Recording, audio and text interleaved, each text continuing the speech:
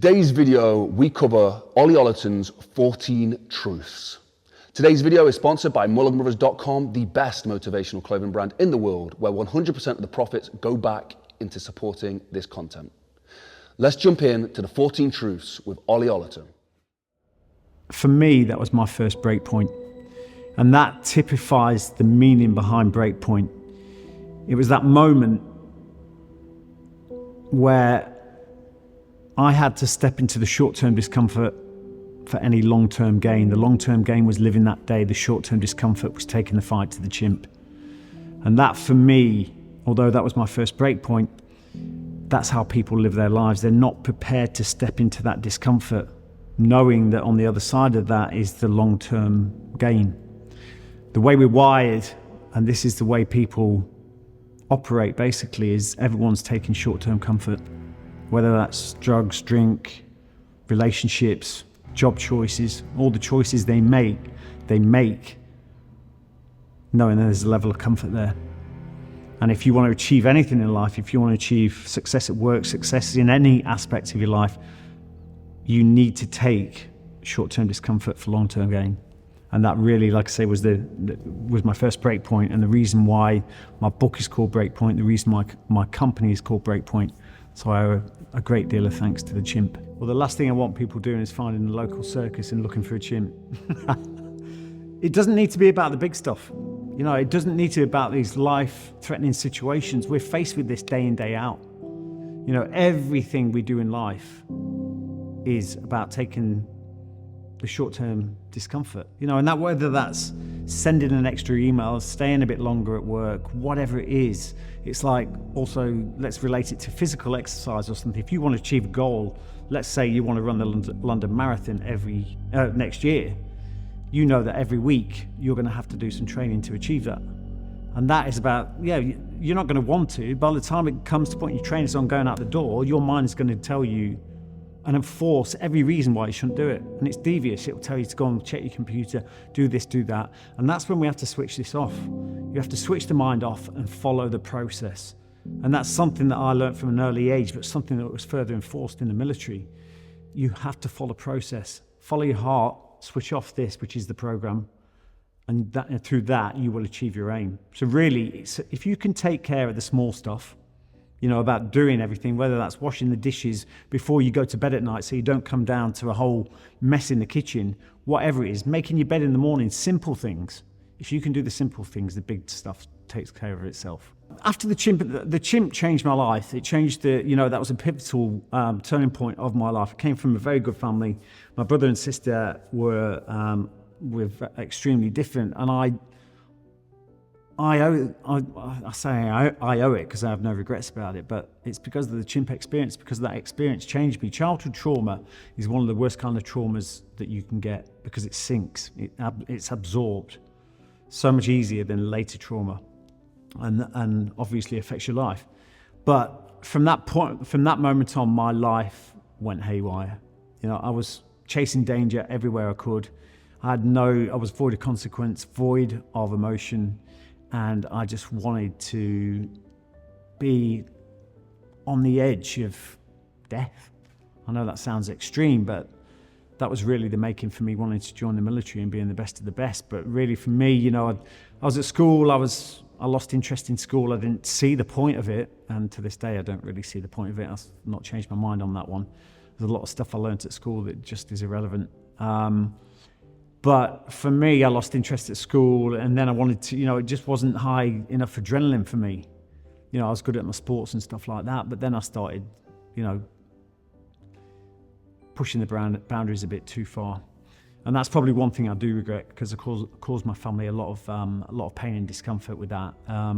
But yeah, I was doing stupid stuff like stealing stuff from shop and all that kind of stuff, but just not because I needed it, just because it made me feel alive. Yeah, for me, I mean, I made that decision really early, and you know, I've got a 19-year-old boy who still doesn't know what he wants to do, and at 14, I didn't see it at the time, but you know, it was quite profound to be making a decision about what I wanted to do with the rest of my life, and that was to join the Royal Marines. But for me, you know, people can take doubt one of two ways. You know, some people get delivered doubt from someone else, and that absolutely makes them crumble, cripples them, stops them. They stop chasing their dreams. They start believing the doubt expressed from someone else. For me, it works differently. And as soon as I hear that, it gives me more energy to prove them wrong. And I've always been like that. You know, even to this day, I actually, when I'm thinking about doing a project, business project or whatever, I actually do want someone to say to me, you can't do that. Because it's like a red flag to a bull. But it's just how you frame it. It's the same with so many things. You know, some people, if you allow that self-doubt to ruin your dreams, you're never going to get anywhere in life. But the thing is, as long as you're passionate enough, as long as you're coming from the heart and not from the head, and your motivation is pure passion for what you believe in, no one can stop you. What was it about the Marines? Marines were the best of the best. You know, I wanted to be in the hardest fighting unit. You know, I didn't want to learn a trade. I wanted to be at war every day. You know, and that's something I've changed my view on massively just recently, or not recently, but you know. But at that time, as a boy, I wanted to learn to be a soldier. I wanted to learn how to shoot weapons. I wanted to learn how to shoot the enemy. I wanted to be in conflict every day. And for me, the Marines were the people that were going to get me there. You know, I saw, you know, I was around about the Falklands wartime, 1982.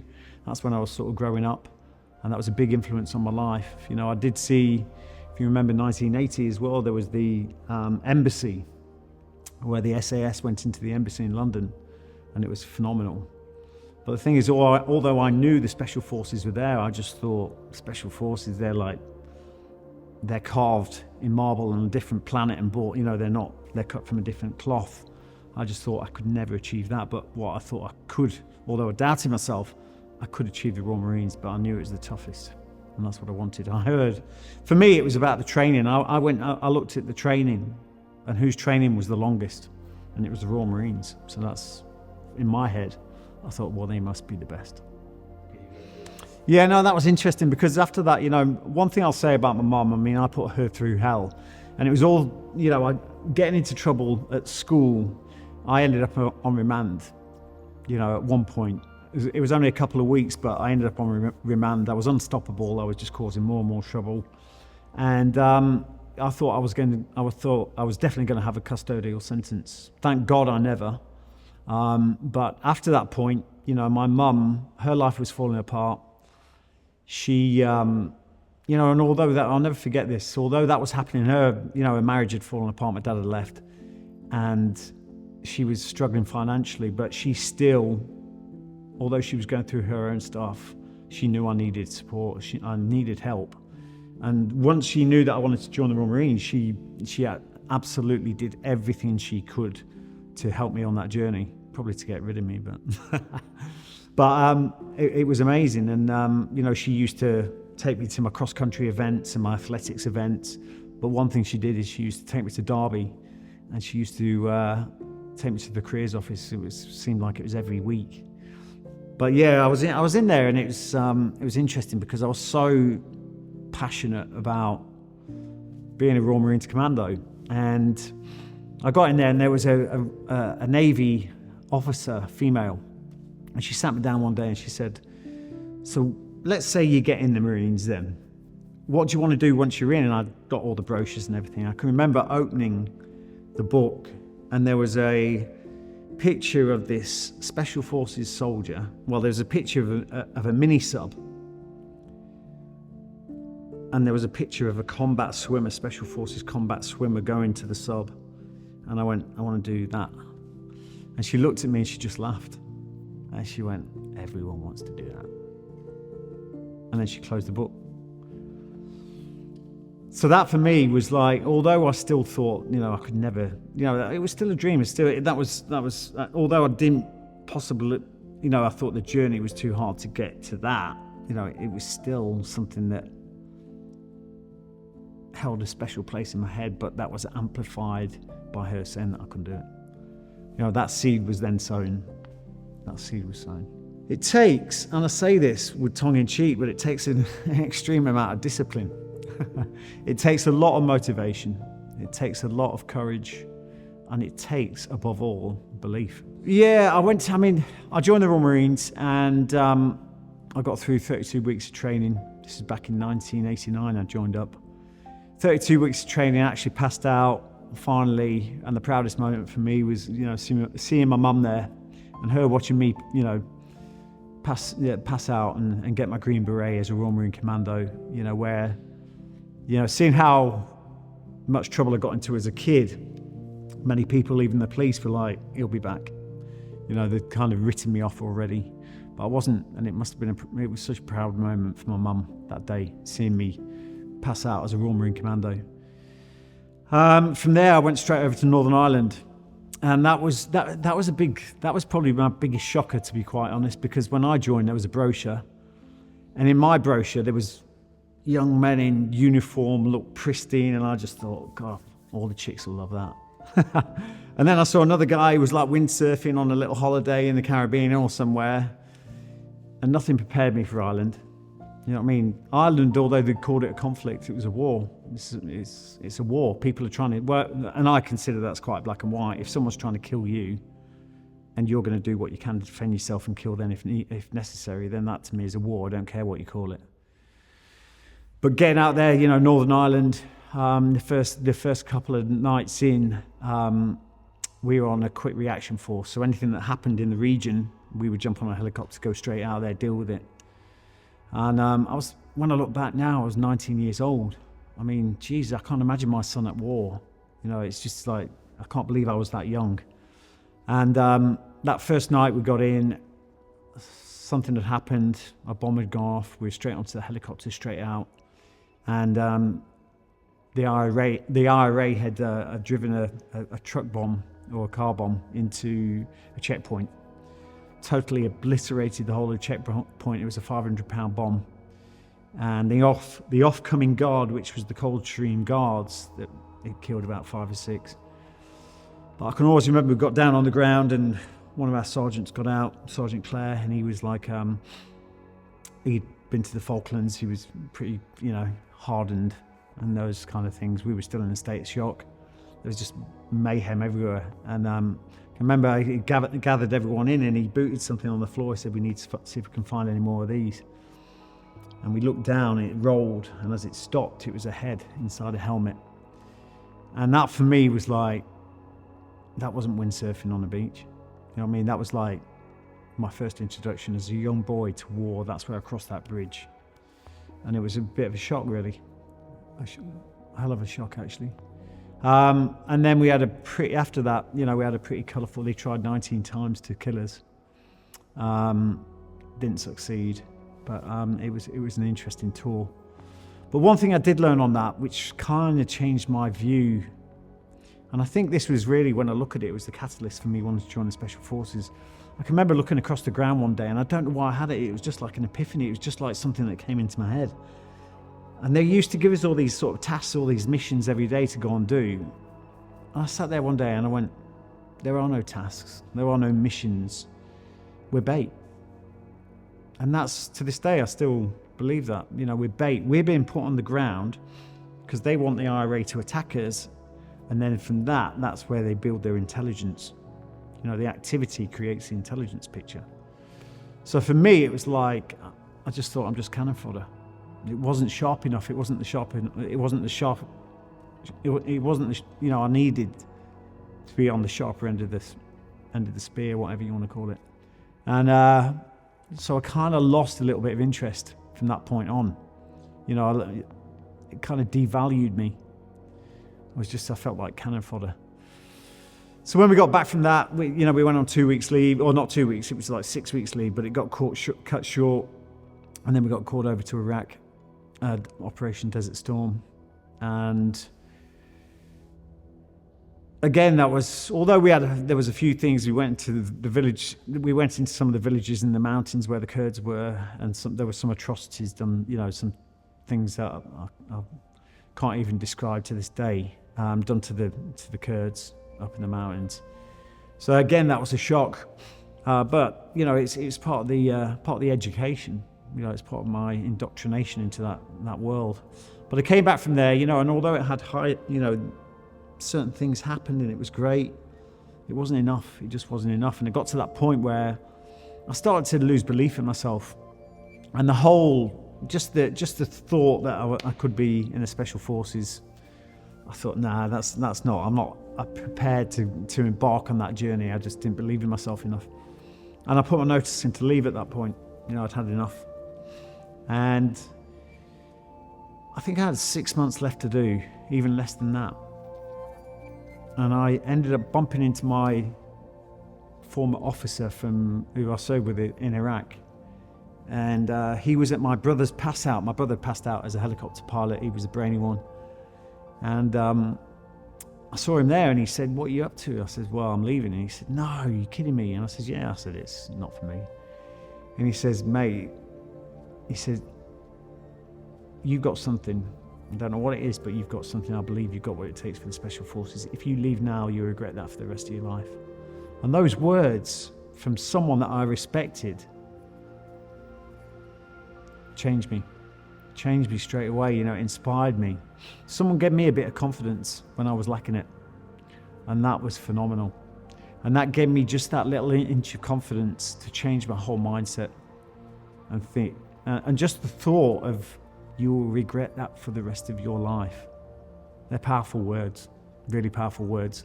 And if it wasn't for him saying that, I wouldn't be sat here today, and I'd be leading a very different life, whatever that would be. But that was the one turning point. I then got back, I took out my notice to leave, and within a month or 2 months, I was down at Hereford starting Special Forces selection.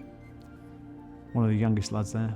You start visualizing, you start thinking about, thing is, look, if I want to pass an exam, a lot of people, the way we're wired, and this comes down to evolution, because we're always looking for the negatives. We all know that once you create an idea in your head, we always look for things that are going to go wrong.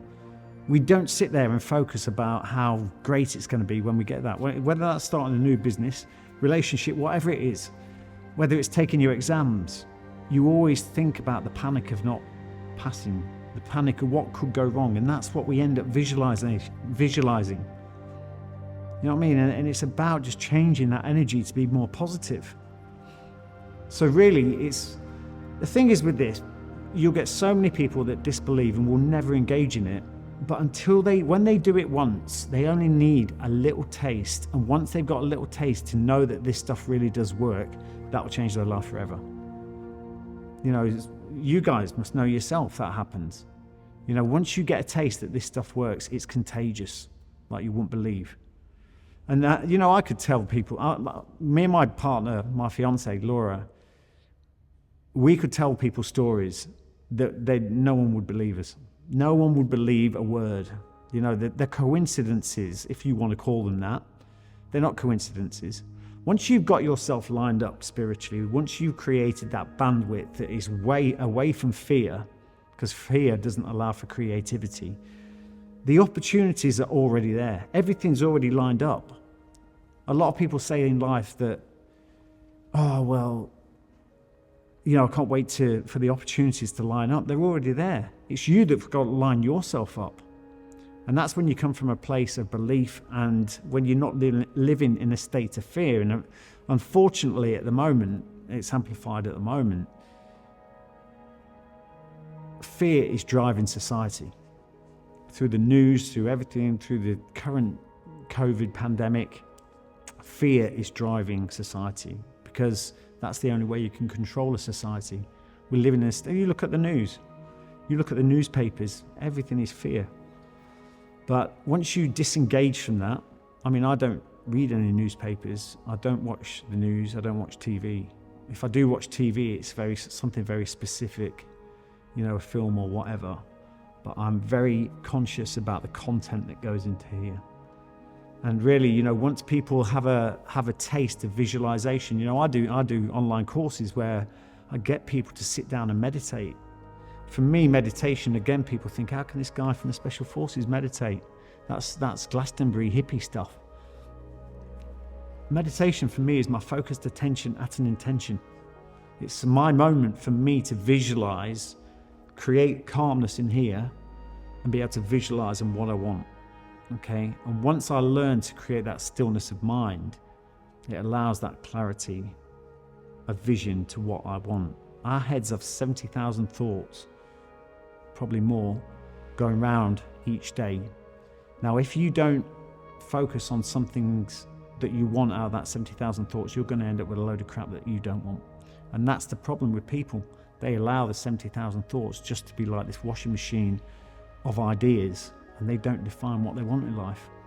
So that's why they're basically just bouncing like a pinball from side to side, not knowing where they're going, and that's being decided for them. But it's just about creating clear vision and intent for what you want. And that, for me, is such an important process, and which came years later. That morning routine for me is a life changer. It's where I set myself up for each and every day, and I dominate each and every day. Yeah, no, a part of the jungle training is the fact that, you operate throughout your daytime. One great thing about the jungle is the fact as soon as it goes dark, that you can't operate because it's so dense. The foliage is so dense. So what you do, you set up a harbour position, and then you put your hammocks up in darkness. And the routine you go through every day is you always have a dry set of kit. Always, in your bag. So at the end of the day, when you get into the jungle, your body starts to rot. So by the end of 6, your feet are rotten, you absolutely stink. The ammonia and everything from you is disgusting. And one luxury, your only luxury you do have, is that when it is dark, when you've set everything up in the dark, it's pitch black, you can't see a thing, and you've set up all your bed, your hammock, your bed system and everything, your overhead cover in the pitch black. You then reach into your backpack and you pull out your dry kit, and your dry kit is just like heaven, absolute heaven. So you take your wet kit off, which is stinking, you put that in a bag, put that away, and then you put your dry kit on, and it's like unbelievable. It's just luxury beyond anything you've ever experienced before. But then the flip side to that is the next morning, you have to have everything packed away in pitch black. There's no alarm clocks or anything, you're just working on your body clock. You have to have everything away so that when the sun peaks over the horizon and there's any aspect of light whatsoever, you're all waiting with your weapons up ready, ready to go. Because that's the most likely time of attack from the enemy. But the thing is, to get to that point, you then have to pull in your old wet kit from the day before, and in pitch black you have to change out your dry kit, put your dry kit in a bag, put that back into your backpack, and then you have to put on your stinking wet kit, and it is absolutely feral. You do this every day, and it was the smell, it's just pungent, and you're putting on this cold, wet, damp kit. And every day I was saying to myself that message, and it was like, I love these Armanis. These are the best Armani. I look so good in these Armani. I wasn't saying it, but that's going through my head, and that's the only way I got through it. And I just made it into something else. It's all about reframing. It's still cold and it's still wet, but the whole mental game of me focus on the inconvenience and discomfort of it are gone. I did that every day. It just helped me get through. And it's that messaging with everything, that bleeds into every aspect of your life. It's just how you frame things. What's the simple way to apply that? Simple way. I think, to be quite honest, it's like with everything. Let's try and relate this to people taking exams, for instance, or something like that. If you're going to sit there and think, about how much the study is getting you down, how much you hate doing what you're doing, the more you focus in that, like I said to you before, you're not focusing on your goal. You're not focusing on something different that pulls you out of that situation. So you're lost in your circumstances of that moment. You become a victim of them. You know what I mean? And the only way that internal messaging is just to get yourself through that is like, one thing I'll say about goals is not, a lot of times you have big, ballsy goals, and they should always be ballsy. It should be something that you doubt your ability to achieve. But the thing is, you should have mini goals. You know what I mean? A big goal should always, you never have a goal that you can achieve. You have a goal that scares the shit out of you. You should always have that. But the goal must be able to be broken down into small chunks. So really it's about, when you're going through that hard stuff, it's about creating a small, short-term goal that gets you from moment to moment to moment. It's that whole internal message. And if you sit there and you're studying for an exam or something like that, and you're focusing on how shit this is and how much time it's taken and how you're not enjoying it, you won't pass it. That all comes down to purpose. At the end of the day, you've got to define what your purpose is. And the problem is, when you're young and you haven't had many experiences in life, that means that you need to get out there and start treading, throwing yourself into loads of different experiences, because you need to start defining what really makes you tick. So it's about defining your purpose. Initially, you've really got to step into the short-term discomfort for the long-term gain and start doing things in life. Not start following someone else's path and follow the program, so to speak. And then later in life, if you're had loads of experiences, it's about sitting down and write down all the things that really excited you. You need to define your purpose. What is your purpose in life? Once you do that, you define, going back over history, where have I felt really good about myself? What have I enjoyed most? And then you will start to define your purpose. So that really all comes down to purpose. I mean, for me, I didn't find my purpose until 2011. And that was when I was rescuing the kids from child prostitution and slavery in Thailand. And I didn't know the gift that would give me. So for me, I wasn't searching for my purpose. I didn't know there was such thing as defining your purpose. At that point, I just thought I just couldn't find anything that would satisfy me, and my life was just haywire. And then I went over to Thailand. We were involved in operations rescuing kids from child prostitution and slavery, and going and infiltrating enemy camps and getting the kids out. And that, for me, when I actually saw these kids then go to the orphanage, and then a week later or a couple of weeks later, you're seeing these kids, very young kids walking down the street with a school uniform on and a satchel. And only weeks before, they were about to be sold into some brothel. That is fucking rewarding. Thank you so much to Ollie for spending his day with us and going through these. For me, this is an important list. We're hoping to work with Ollie in the future so he can clarify more details on this. We can go through more stuff. But all of Ollie's stuff is linked down below. I fully recommend his book. I read it before interviewing Ollie. The full interview is linked down below as well. Today's video was sponsored by Mulligan, the best motivational clothing brand in the world, where you can now get the new hoodie vest, hottest worker in the room, the rise and grind, and the new journal, where 100% of the profits from www.mulligan.com go back into creating this content. Guys, go follow me on Instagram as well. If you want to see my training regime, my business, behind the scenes of the business, behind the scenes of the filmmaking, what I get up to on a day-to-day basis, go follow me on Instagram @JordanMulligan. Come say hello. Have a blessed and productive day. I hope you've gained something from this. Which was your favorite truth? Comment down below. I'll see you in the next one. Peace.